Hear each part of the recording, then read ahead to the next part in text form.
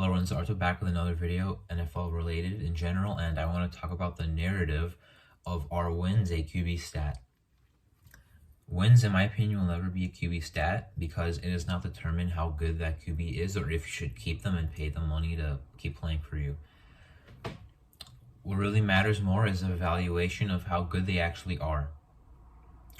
To prove my point, I'll bring up 4 QBs. The first two already are looked at as winning QBs. So Jared Goff is my first example.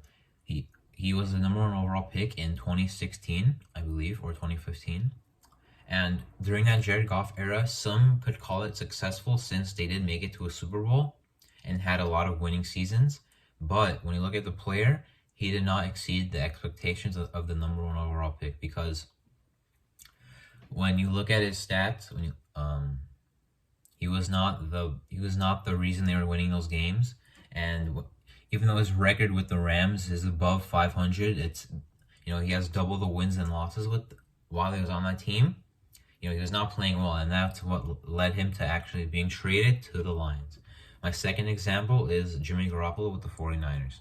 Also looked at as a winning QB. His record, he also has double the wins as losses. I think his record is 31-14 with the 49ers specifically, but his stats himself are also not that great.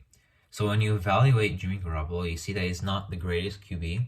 And what did the 49ers want to do? They draft Trey Lance, which they did a year ago, and they want to trade Jimmy Garoppolo, which they wanted to do last year, but they just kept him because they drafted unproven rookie. So then they want to trade him this year and start Trey Lance, but they also can't find a trade partner because every team does an evaluation on Jimmy Garoppolo knows he's not that good. So now we'll look at the 2 losing QBs. Matthew Stafford is my first example. He played on the Lions for 12 years. His win-loss was not great. They made the playoffs 3 times while he was there, and they didn't win a game. So are you going to say Matthew Stafford sucks because he didn't win a playoff game in 12 years? No, because you're going to evaluate him. You're going to see he's a good player that was doing the most he could on a pretty bad team and a pretty bad organization for the decade that he did play for them.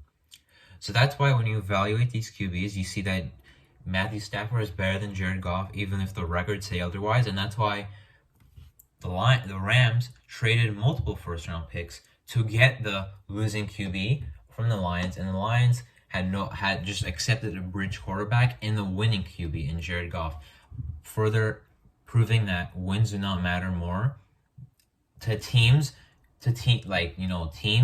that need a QB and are trading for one or are drafting one.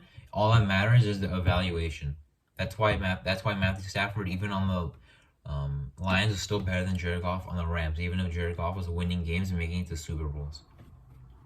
Because when you have QBs like that, you just know that they'll do good if they're actually on a good team. And that example was proven this past season when Matthew Stafford was on a good team and he won a Super Bowl.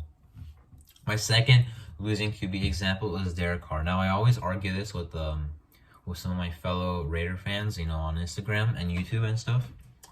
8 years with the Raiders, he has no playoff wins. But, if you look at the record the last 10 years for the Lions and Raiders, they're very similar, meaning they're both bad teams. So if people are saying Matthew Stafford was on a bad team, that's why he wasn't winning, and the Lions fans are like, we love you, then why are Raider fans being like, we hate this guy if he was also on a bad team? He was in a rebuild twice.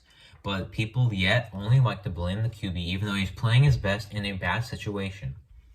And when you evaluate him, you still see that he's a good QB and he actually plays well and can still win games by himself. As in, if the ball's in his hands and he actually has a chance, he shouldn't be getting blamed if the defense gives up 30 points a game like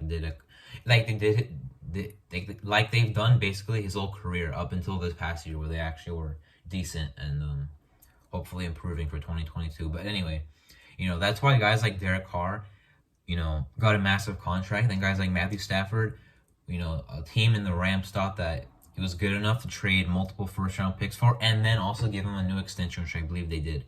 But Jared Goff was traded from his team. Jimmy Garoppolo is about to be traded from his team. At least they're trying to. So that further proves that wins will never be a QB stat, and the evaluation of how well they play and their actual statistics matter more. So that was part one of this video. I'm saying it's part one because if I think of any more examples, I will make a part two. But you know, this is a shorter video, but I want to discuss this topic, and thank you for watching.